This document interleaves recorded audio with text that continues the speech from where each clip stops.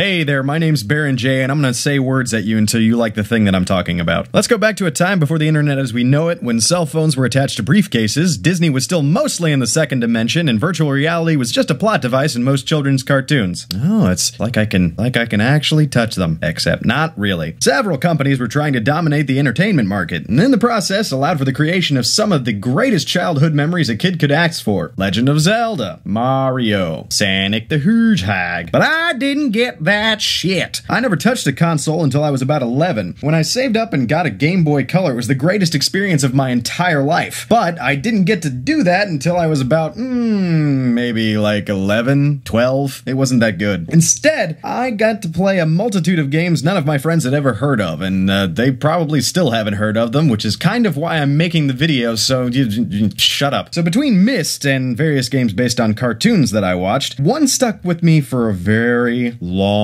time. Mostly because I'd never heard it mentioned in anything, ever. I didn't think this game existed until I saw a picture of it randomly later on. So here's the story. Around the second grade, I won a bunch of PC games in a contest at school for reading because I was a nerd that could read at a high school level.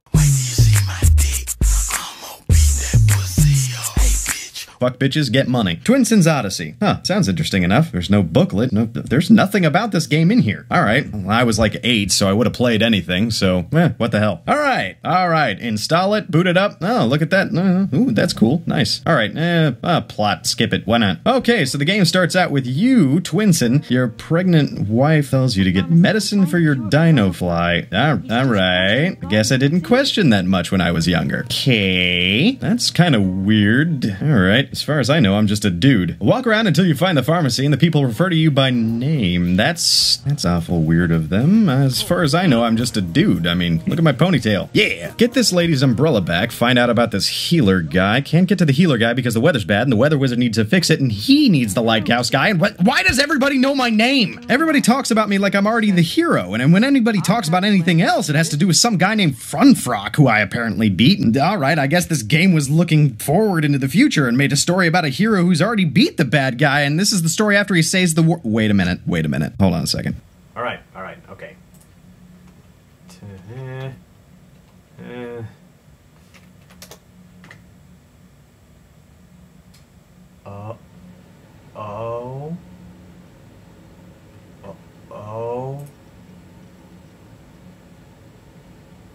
What? This game's a sequel. It's a freaking sequel! Alright, so my sugar-addled child brain didn't grasp that this game was probably second in the series. Go figure. The games are actually called Little Big Adventure 1 and 2, also known as Relentless, Twinsen's Adventure, and, Twinsen's Odyssey. Okay, so this makes sense. So let's go back a little bit further in time and play the first game. Controls the same, it's isometric as shit, and way harder than the first game, like seriously. There's one point in this game that I want to bring up, is that all of the enemies, when we get to the combat later, I'll explain this, but all of the enemies, if you don't hit them within the first second, they can fire at a rate that's just long enough for you not to be able to do anything, and you will die instantly. There's nothing you can do about it. However, once you get the idea of the combat, it's very interesting, and we'll get into that later. So here's the Cliff's Notes, because I just want to get this first one out of the way.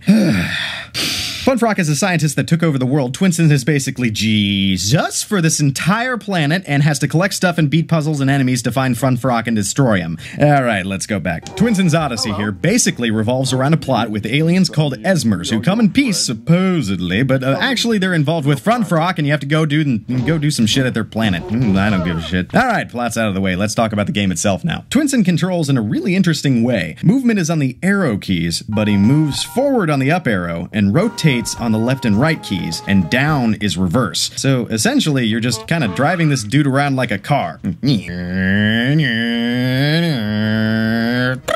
The other interesting thing I need to bring up is the mood system. This is the basis for the entirety of the gameplay in this game. So, you can bring up a menu and switch between 4 states of Twinsen. Normal, which is just walk around and push buttons and look through trash and stuff.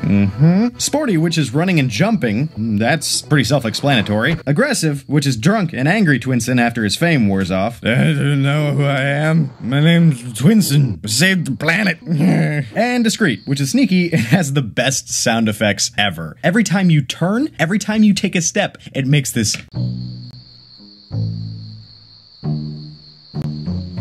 It's the greatest thing ever. This entire system adds a surprising amount of depth to the game as your weapons and actions change when your mood does. However, there is one thing I need to bring up, and it's probably the most annoying thing in this entire series. In the second game, they fixed this, but in the first one, when you're running around in sporty mode, if you so much as touch the side of a wall, Twinsen hits his head and goes, I'm sorry, what was that?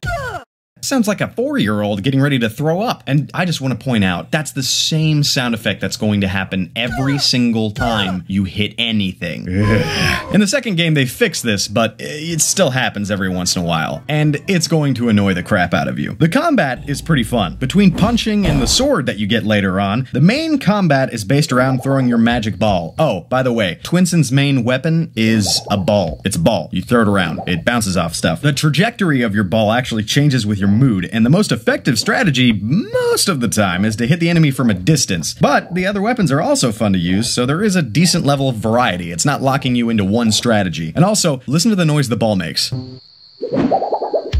Damn, that sounds good. The story's good enough. I thought it was cool when I was a kid, so that tells you about how well it's written. You know, good guy, bad guy. Go get the thing, go do the thing. Get the thing again, go do the thing. Then you're done. There you go. Oh, yeah, by the way, for a game this old, this game is huge. You start on a planet, your planet, Twinsen, and it's got like 2 suns. Oh, Twinsen, actually, that makes sense. Fucking duh. Oh my god. Anyway, and then you go to the Esmer planet to help stop their plot. In between, all of the environments you explore are huge and just filled with stuff, but sometimes they're a little bit sparse. But it still makes the game feel so much bigger than it actually is. It's a little big adventure. That actually kind of makes sense. The other thing worth noting is the music. It's super 90s for sure, but the themes that they visit in it are very memorable, and they still stick with me to this day. Overall, if I had anything to say about this game, even though it was my childhood and, you know, it's the game that I spent a really long time on, there is a lot of heart and depth to this series. It's very fun and kind of addictive when you get used to the oddball styling of the game. And right now, you can pick up both of these games for about $10 on GOG.com, and I highly recommend you do.